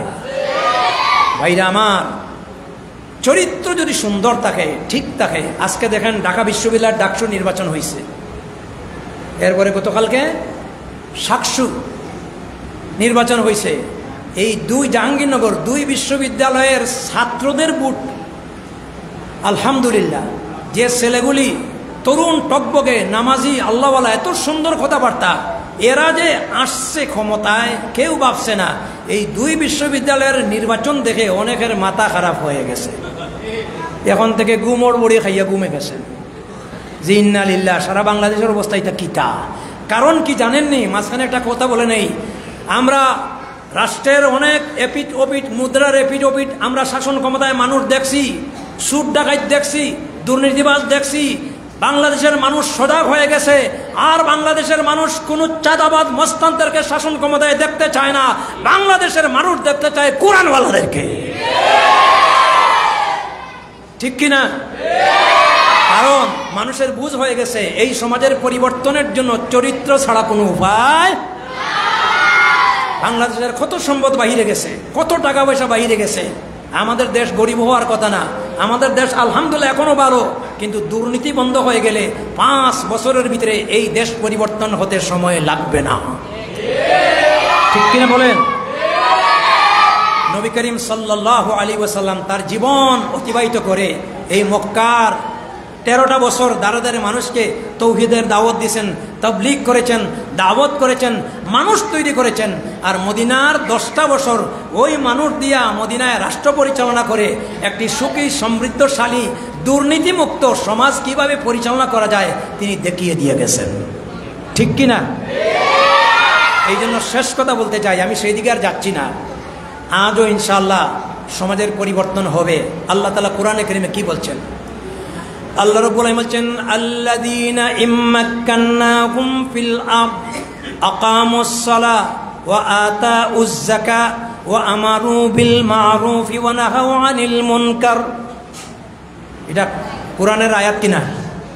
না আমি বানিয়ে বলছি? আমার গ্রাম তো, এই জন্য আমি আপনাদেরকে সাহস করে কথা বলতেছি, যেহেতু এই গ্রামের লোক। আল্লাহ বলছেন, মুমিনরা যদি ক্ষমতায় যায়, ইমানদাররা যদি জনগণের ম্যান্ডেট নিয়ে যদি জাতির নেতৃত্ব নিতে পারে, জাতির ইমামতি নিতে পারে, তাহলে তারা সমাজ পরিচালনা করবে 4 দফা ভিত্তিক। কয় দফা? 4 দফা। শেখ হাসিনারও আছিল 4 দফা। একটা হইল বংশীয়করণ, আর একটা হইল দলীয়করণ, আরেকটা হইল ইন্ডিয়াকরণ। ঠিক কিনা? যে মানুষে ভোট দিল, বেটায় শেষ পর্যন্ত কি হইল? আমরার উন্নতি ইন্ডিয়ার উন্নতি, আমরার উন্নতি ইন্ডিয়ার উন্নতি। আর হইল ইন্ডিয়া আর বাংলাদেশ স্বামী স্ত্রীর সম্পর্ক। এর কারণে বাংলাদেশের সুনাম বাড়ছে না কমছে? নাউজুবিল্লাহ।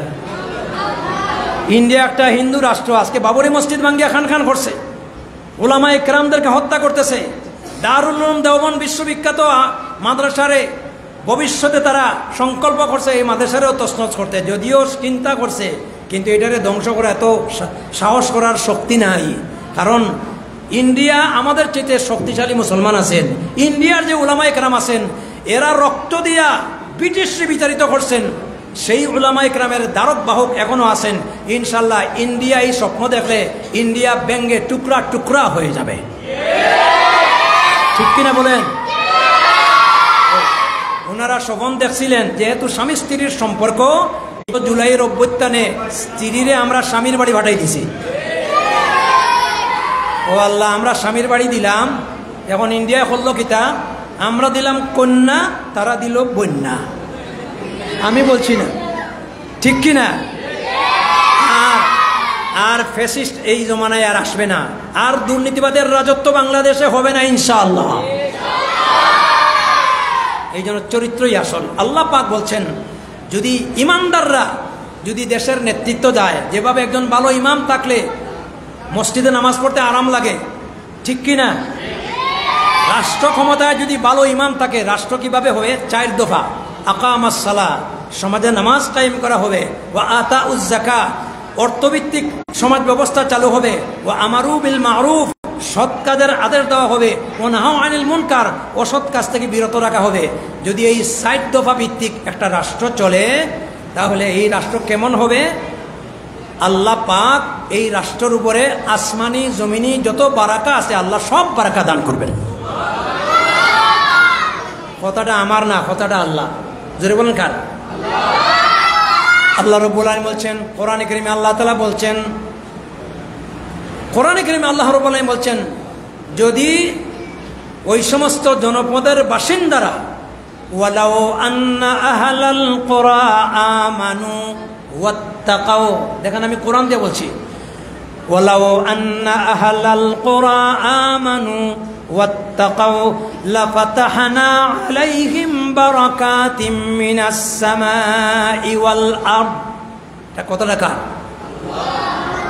আল্লাহ বলছেন, যদি জনপদের বাসিন্দারা আল্লাহর প্রতি ঈমান আনে। ঈমান কার উপরে? দেখেন আমাদের ঈমানের মধ্যেও দুর্বলতা আছে। ঈমান আনছি আল্লাহর উপরে, বিপদে পড়লে আবার যাই মাজারে, আছে কি নাই?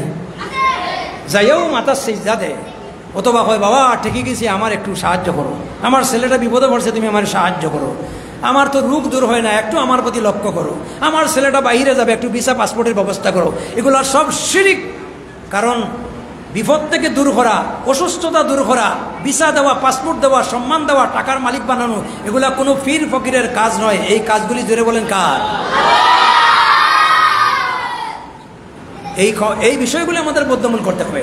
আল্লাহ বলছেন, যদি তারা আমার উপরে ঈমান আনে, ওয়াত্তাকাও, আর তারা যদি আমি আল্লাহরে ভয় করে। ভয় করতে হবে কারে? কোন সরকার রে, কোন জালিম রে, কোন বড় মাতব্বর রে, হকের উপরে থাকতে হবে, হক কথা বলতে হবে, ঠিক কিনা? আল্লাহরে ভয় করতে হবে। যদি আল্লাহ তাআলাকে ভয় করে, আল্লাহ বলছেন লা ফাতাহনা আলাইহিম বারাকাতিম মিনাস সামাই ওয়াল আরদ, আমি আল্লাহ তাআলা আকাশের উপরে যত বরকত আছে, জমিনের নিচে যত বরকত আছে, সব বারাকা আমি আল্লাহ তাআলা মানুষের জন্য ওপেন করে দেব। আজকে আফগানিস্তানে এখন মোল্লারা শাসন করেন, ঠিক কিনা? আল্লাহ বারাকা দিছেন কিনা? দিছেন। আমরাও বারাকা পাইমু। এই জন্য আজকে সিরাতুন নবী সাল্লাল্লাহু আলাইহি ওয়াসাল্লামের মাহফিল থেকে আসুন, সংক্ষিপ্ত আলোচনা থেকে আমরা শপথ করি, নবী করিম সাল্লাল্লাহু আলাইহি ওয়াসাল্লাম আজকে নাই, তিনি দুনিয়া থেকে বিদায় হয়ে গেছেন, কিন্তু দুইটা জিনিস রাখিয়ে গেছেন, একটা হলো কোরআন আর একটা সুন্নাহ। এই কোরআন পড়ব এবং নবী করিম সাল্লাল্লাহু আলাইহি ওয়াসাল্লামের সুন্নতকে গ্রহণ করব, পা থেকে নবীর সুন্নত দিয়ে মাথা পর্যন্ত সাজাবো, আমাদের ফ্যামিলি নবীর সুন্নত দিয়ে চালাবো, আমাদের সমাজ নবীজির সুন্নত দিয়ে চালাবো, আমাদের ব্যবসা বাণিজ্য নবীজির সুন্নত দিয়ে চালাবো। যদি চালাইতে পারি, ওটা হইল আসল নবীর মোহাব্বত।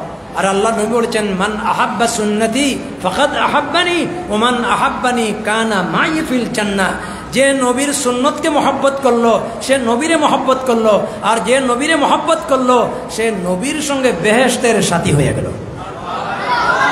আচ্ছা, আবার আপনাদের আলোচনার বাড়াইতে যাব না, নবীর সাথে বেহেশত যাইতে চাইন খারা, একটু হাত উঠাইন তো দেখি।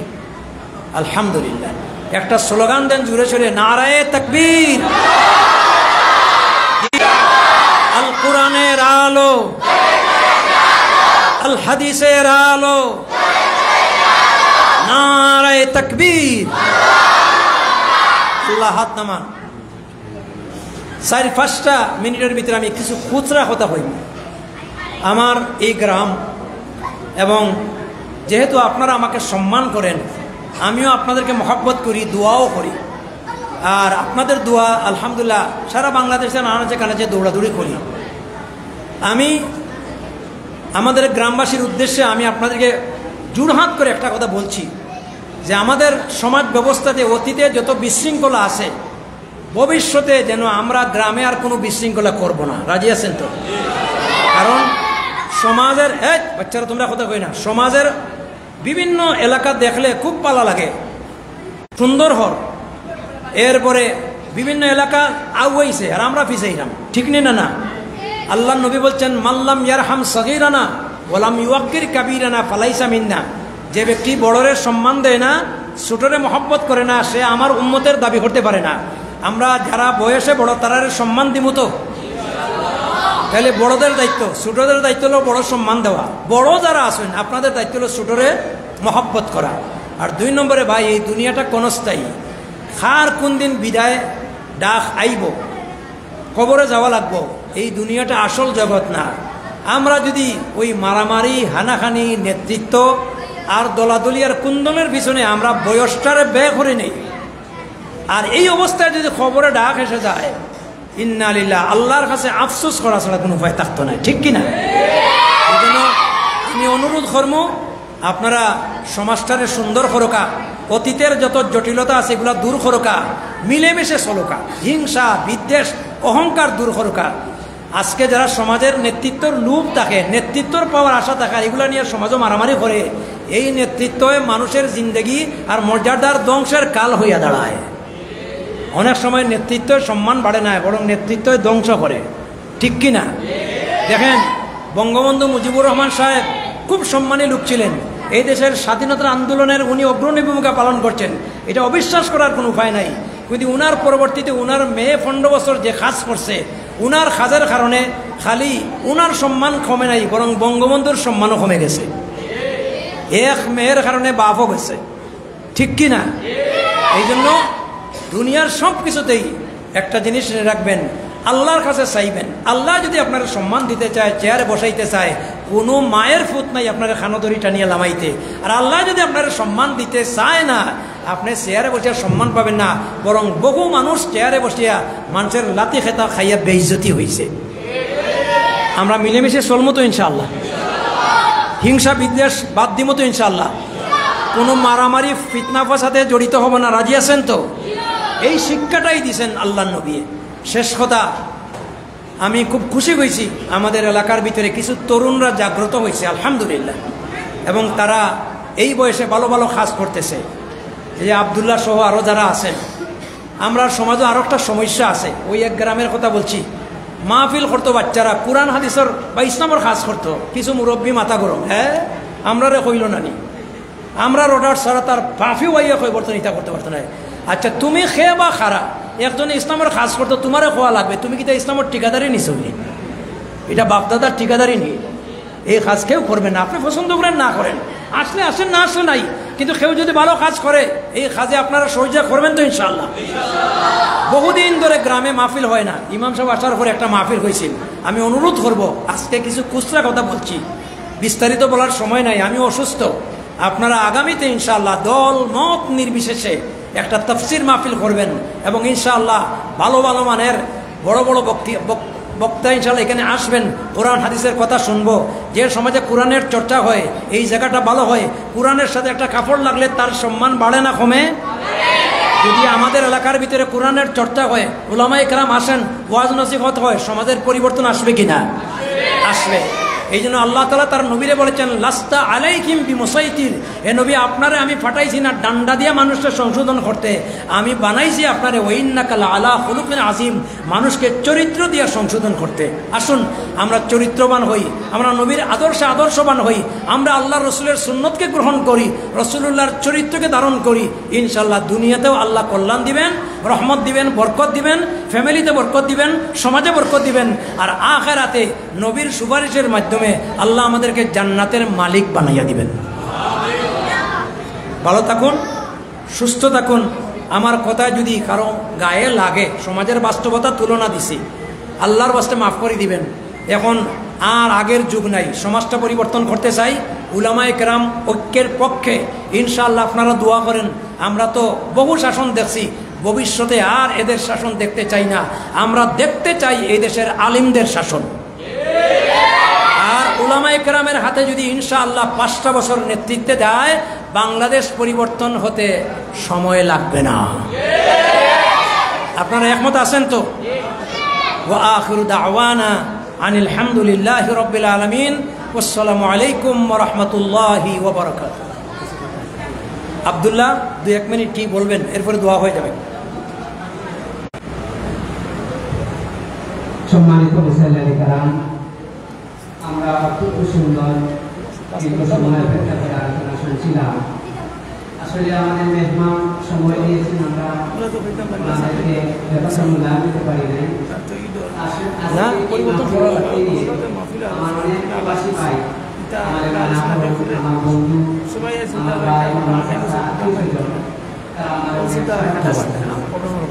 আজকের এই মাহফিলে তাদের প্রবাসী ভাইদের জন্য দোয়া দরখাস্ত রইল। আর বিশেষ করে এই মাহফিল করতে গিয়ে আমার এলাকার মুরব্বিরা সবাই আমাকে সহযোগিতা করেছেন, সুন্দর পরামর্শ দিয়েছেন। ইনশাআল্লাহ আগামী দিনে আমাদের সকল মেধাদের মিলে গিয়ে আমরা সবাই মিলে একটা সুন্দর বাংলাদেশ করতে পারি, সুন্দর সমাজ করতে পারি, সেই আলোচনার দ্বারা আজকের এই চাকরির মাহফিল সকল মেধাদের জন্য দোয়া হবে। আপনারা আসছেন, কষ্ট করছেন, হয়তো আপনাদেরকে বসার একটা পরিবেশ দিতে পারছি না, বাইরে বৃষ্টি কবে এই জন্য মসজিদে করছি। আল্লাহ তাআলা আমাদের সুন্দরতা দান করুন, আর সকল প্রবাসী ভাইদের জন্য দোয়া করবেন, আর আমাদের মধ্যে গানের জন্য দোয়া করবেন। আসসালামু আলাইকুম। দুরূদ শরীফ পড়েন, সাল্লাল্লাহু আলা সাইয়্যিদিনা ওয়া মাওলানা মুহাম্মদ ওয়া আলা আলিহি ওয়া আসহাবিহি। আস্তাগফিরুল্লাহ, ইন্নাল্লাহা গফুরুর রহিম। আস্তাগফিরুল্লাহাল্লাযী লা ইলাহা ইল্লা হুয়াল হাইয়ুল কাইয়্যুম ওয়া আতুবু ইলাইহি ওয়া লা হাওলা ওয়া লা কুওয়াতা ইল্লা বিল্লাহিল আলিয়্যিল আযীম।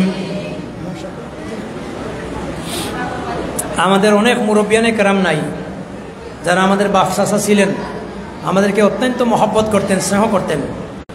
তারা এই গ্রামরে পরিচালনা করছেন, এই মসজিদ বিনির্মাণে তারা অনেক ত্যাগ করছেন। পরবর্তীতে আমাদের এলাকার মুরব্বী, তরুণ, যুবক এরা এই মসজিদগুলির হাল ধরছেন। বড়গাঁওর মসজিদের অবস্থা খুব নাজুক ছিল। আলহামদুলিল্লাহ আমাদের এই গ্রামের তরুণেরা সকলের সহযোগিতা নিয়ে আলহামদুলিল্লাহ একটা সুন্দর একটা মসজিদ নির্মাণ করেছেন। এই কাজগুলি খুবই ভালো, আমি এই ছেলেদেরকে উৎসাহিত করছি। আমি নিজেই বলছি যে আমি তোমাদেরকে যতটুকু পারি মৌখিক হোক আর যেভাবে সহযোগিতা করব। কারণ আল্লাহর ঘর নির্মাণ করছে, এটা ভালো কাজ না খারাপ কাজ? এরপরেও যদি তাদের ভিতরে ত্রুটি বিচ্যুতি থাকতে পারে, কারণ মানুষ তো, আমরা আলিম থেকেই অনেক সময় সাধারণ মানুষ থেকে হওয়া তো স্বাভাবিক। তো এগুলার দৌড়াদৌড়ি করিয়া গ্রামে কোনো ফিতনা করবা না, ভুল থাকবে শুধরানোর চেষ্টা আল্লাহ দিচ্ছেন। এই জন্য আল্লাহ তাআলা গুনাহ করলে মাফ করির ব্যবস্থা দিচ্ছেন তওবা করা। কারণ মানুষ গুনাহ করবে, গুনাহ থেকে কেউ, ত্রুটি থেকে ভুলের কেউ উর্ধে নাই। তো আমরা ভুল ত্রুটি করব, মাফ চাইব কার কাছে? আর জনগণের কাছে যেটা দেওয়ার আছে, হকুল ইবাদ, বান্দার হক, এটা আমরা পরিষ্কার করব, ইনশাল্লাহ মারামারি হবে না। আর আল্লাহর উপরে ভরসা রাখবো, যত কাজ করবো একমাত্র কার জন্য? আল্লাহর জন্য। আল হুব্বু ফিল্লাহ ওয়াল বুগযু ফিল্লাহ, আল্লাহর জন্য দুস্তি, আল্লাহর জন্য দুস্তি, আল্লাহর জন্য দুশ্মনী। কথা বুঝছেন নি? তো আমরা এই কাজটা চালনা রাখবো। আর আমারে আপনারা খাস করে দোয়া করবা। ভবিষ্যতে আরও প্রোগ্রাম ছাড়াও আইমো ইনশাল্লাহ। আরও উলামায়ে কেরাম আমরা চেষ্টা করবো গ্রামে আপনাদের সামনে কোরআনের হাদিসের আলোচনা, বিষয়ভিত্তিক সুন্দর সুন্দর বিষয় নিয়ে যাতে আলোচনা করেন। আমরা গ্রামটা সুন্দর হোক, আমরা মিলেমিশে থাকি, হিংসা বিদ্বেষ ভালোবাসা দিয়ে আমরা জয় করতাম পারি, এগুলো যেন দূর করতে পারি, এই চেষ্টাটা করার জন্য আমরা চেষ্টা করি, পারবো তো ইনশাল্লাহ। কারণ যদি এই কথা আপনাদের না হই, আমিও যদি চেষ্টা না করি, দায়ী না, আমিও দায়ী, ঠিক কিনা? আল্লাহ তো আমার ধরবো, আল্লাহ এটা তুই সারা বাংলাদেশে ওয়াজ করস, তোর গ্রাম ঠিক নাই, তুই মানুষের হক কথা কইসত না, তো আমিও দায়ী। এই জন্য আল্লাহর কাছে দায়ী হিসাবেই কিছু কথা হইতে বাধ্য হয়েছি। আপনারা যে আমার প্রতিপক্ষ, আমার কোনো দুশ্মন ইলা না, বরং আপনারা আমার গ্রাম, আপনারা আমারা নিয়ে গর্ব করেন, আমিও আপনাদেরকে নিয়ে গর্ব করি, এবং আমি গ্রামরে মহব্বত করি, দোয়া করি, আপনাদের জন্য দোয়াও করি। তো আমার জন্য দোয়া করবেন তো ইনশাআল্লাহ? তো আল্লাহ তাআলা আপনারা বালা কাজ করার তৌফিক দান করুকা। আর যারা মুর্দেগান নাই, অনেকে মারা গেছেন, পুরুষ নারী যুবক, আল্লাহ তাআলা মাফ করি দোকা। বর্তমানে যারা মুরব্বী আছেন, যুবক আছেন, মসজিদের দায়িত্বে আছেন, আল্লাহ তাআলা তারারে বালা কাজ করার তৌফিক দোকা। আল্লাহ তাআলা হায়াতের ভিতরে বরকত দান করুকা। আমি এই মাহফিলে আসার আগে বিদেশ থেকেও কয়েকজনে ফোনে আমার কাছে দোয়া চাইছেন। আমাদের গ্রামের অনেকেই বাইরে আছেন, আল্লাহ তাআলা তারারে সহি সালামতে হালাল রুজু করার তৌফিক দোকা। কোনো বিদেশিরে যেন আল্লাহ তাআলা লাশবন্দি করে গ্রামও না পাঠাইন, আমরা দোয়া করি। আর যারা বাইরে যাওয়ার ইচ্ছা আছে, আল্লাহ তাআলার ভিসা পাসপোর্টের ব্যবস্থা করে দোকা। আল্লাহুম্মা আমিন। ربنا ظلمنا أنفسنا وإن لم تغفر لنا وترحمنا لنكونن من الخاسرين ربنا لا تزغ قلوبنا بعد إذ هديتنا وهب لنا من لدنك رحمة إنك أنت الوهاب أي الله تعالى রবিউল আউয়াল মাস তোমার নবীর আগমনের মাস, তোমার নবীর বিদায়ের মাস। আয় আল্লাহ, আমার গ্রামবাসী, যুব সমাজ সকলের সহযোগিতা নিয়ে আজকের এই সিরাতুন নবী সাল্লাল্লাহু আলাইহি ওয়াসাল্লামের মাহফিলের আয়োজন করেছে। আল্লাহ সংক্ষিপ্ত পরিসরে প্রায় মসজিদ খানায় খানায় ভর্তি। আল্লাহ বাসা বাড়িতে বসে বসে আমাদের মা বোনরা আমাদের আলোচনা দোয়াতে শরীক আছে।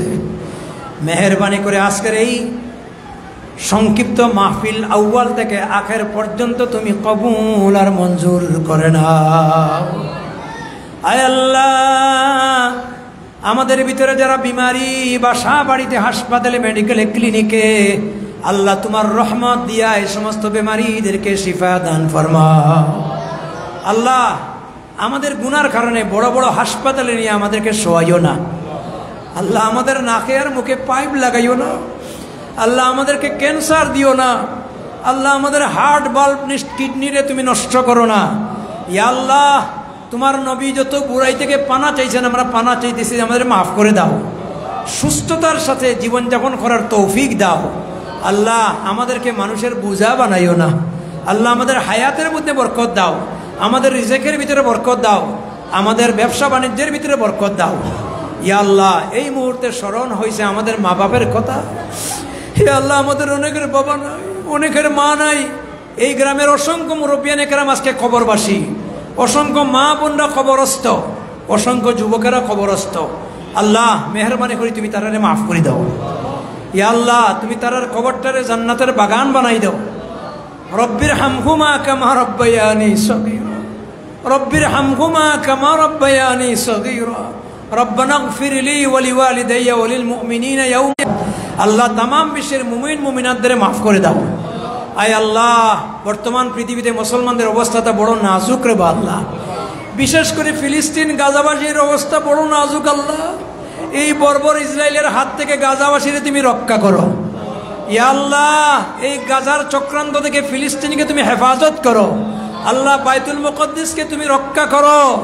ইয়া আল্লাহ, কাশ্মীরের মুসলমানরা প্রতিদিন রক্ত ঝরতেছে। ইয়া আল্লাহ, ইন্ডিয়ার এই বর্বর হিন্দু গোষ্ঠীর হাত থেকে কাশ্মীরবাসীর তুমি স্বাধীনতা দান করো। আল্লাহ, এই বেদিনগুলি আমাদের প্রাণের কলিজার টুকরা তোমার গড় 750 বছর আগের প্রাচীন মসজিদ বাবরি মসজিদকে গুড়িয়ে খান খান করে দিছে। আল্লাহ, এই সমস্ত হিন্দুত্ববাদীরে খান খান করে টুকরা টুকরা করে দাও। ইয়া আরহামার রাহিমিন, মিয়ানমারের 10 লাখের উপরে আজকের মুসলমান আমাদের বাংলাদেশে, এদের বাড়িঘর নাই, এদের বাড়িঘর পুড়িয়ে দেওয়া হয়েছে মৌলা, বহু মানুষকে জ্বালিয়ে দেওয়া হয়েছে। এই জালিম মিয়ানমারের হাত থেকে আল্লাহ বারমান মুসলমানদেরকে তুমি রক্ষা করো। ইয়া আল্লাহ, এই মজলুম মুসলমানদেরকে তাদেরকে স্বাধীনতা দান করো, তাদের বাড়িঘরে যাওয়ার তৌফিক দান করো। আল্লাহ, আমাদের গরিব রাষ্ট্র দেশি বিদেশি সকল ষড়যন্ত্রের হাত থেকে তুমি রক্ষা করো। আল্লাহ, আমাদের সমাজের ভিতরে যত দলাদলি আছে, হিংসা আছে, বিদ্বেষ আছে, এগুলারে দূর করে আল্লাহ আমাদেরকে বাই বাই বানাইয়া দাও। আল্লাহ, আমাদেরকে এক বানাও, নেক বানাও। আল্লাহ, আমাদের গ্রামের যারা মুরব্বিয়ানে কেরাম বর্তমানে আছেন, এদের হায়াত বাড়াইয়া দাও। ইয়া আল্লাহ, যুবকদেরকে আরো বেশি বেশি করে ইসলামের খেদমত করার তৌফিক দাও। ইয়া আল্লাহ, শেখপাড়া কেন্দ্রীয় জামে মসজিদ, বড়গাঁও জামে মসজিদের যারা দায়িত্বে আছেন, তাদেরকে আরো বেশি বেশি করে নেক কাজ করার তৌফিক দাও। এই মসজিদগুলির আল্লাহ উন্নয়নের জন্য আমাদের গ্রামবাসী সহ দেশের বাইরে এবং দেশের ভিতর থেকে 1 টাকা 2 টাকা থেকে লক্ষ লক্ষ টাকা দিয়ে সাহায্য করেছেন। আল্লাহ, তোমার বান্দাদের দুনিয়াতে হাসরে মিজানে ফুজিরাতে সাহায্য দিও। ইয়া আল্লাহ, আল্লাহ, আমরা তো গুনাহ ছাড়া কোনো নেকি তোমার কাছে দেখাইবার মতো কোনো ব্যবস্থা নাই মৌলা। আল্লাহ, মেহরবানি করে তুমি আমরারে মাফ করে দাও। ইয়া আল্লাহ, যত দিনই দরজগা আছে তুমি কবুল ফরমাও। যারা আধুনিক শিক্ষায় শিক্ষিত কলেজ ভার্সিটি পড়ে, তাদের শিক্ষা দীক্ষায় তুমি কামিয়াবি দাও। আল্লাহ, আমাদের বাচ্চা কাচ্চাদেরকে নামাজি বানাও, আমাদের বাচ্চা কাচ্চাদেরকে কুরআনওয়ালা বানাও, আমাদের বাচ্চা কাচ্চাদেরকে নবীর আদর্শে আদর্শবান হওয়ার তৌফিক দাও। আল্লাহ, গড়ে গড়ে দিনের হাওয়ারে তুমি পৌঁছাইয়া দাও। ইয়া আল্লাহ, ইয়া আরহামার রাহিমিন, আজকের মজলিস যারা আয়োজন করছেন, যারা সাহায্য করছেন, মেহরবানি করে এই মাহফিলটারে তুমি কবুলের তাবারুকরে তুমি কবুল ফরমাও। আজকের মোনাজাতে তুমি কবুল ফরমাও। আল্লাহ, মেহরবানি করে আমাদের কারো হাতখানা খালি ফিরাইয়া দিও না। খালি হাতে আসিয়াছি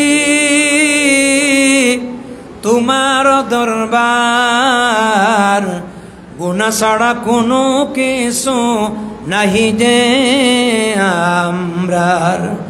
ভিখারি দুয়ারে খাড়া দেও দয়া করে, মুহাম্মদ মুস্তাফা হযরত নবীজির খাতিরে।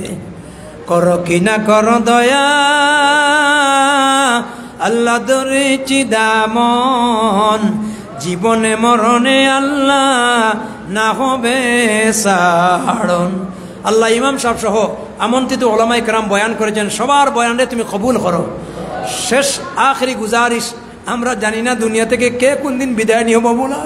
আমাদেরকে দৌলতে ঈমান নিয়ে যাওয়ার তৌফিক দান করো, আমাদেরকে দৌলতে ঈমান নিয়ে যাওয়ার তৌফিক দান করো। মেহরবানি করে আজকের মোনাজাতকে তুমি কবুল করো, আজকের দোয়ারে তুমি কবুল করো। আমাদের যত বিদেশি ভাই বেরাদের আছে, আল্লাহ হালাল রোজগার করার তৌফিক দাও, তাদের পেরেশানি দূর করে দাও। আমাদের কোনো প্রবাসীদেরকে লাশ বন্দি করে দেশে ফিরাইও না। যারা বাইরে যাওয়ার ইচ্ছা করেছে, ভিসা পাসপোর্টের ব্যবস্থা করে দাও। রব্বানা তাকাব্বাল মিন্না ইন্নাকা আনতাস সামিউল আলিম ওয়া তুব আলাইনা ইয়া মাওলানা ইন্নাকা আনতাত তাওয়াবুর রহিম। بفضل سبحان ربك رب العزة عما يصفون وسلام على المرسلين والحمد لله رب العالمين. واجعل آخر كلامنا عند الموت لا إله إلا الله محمد رسول الله.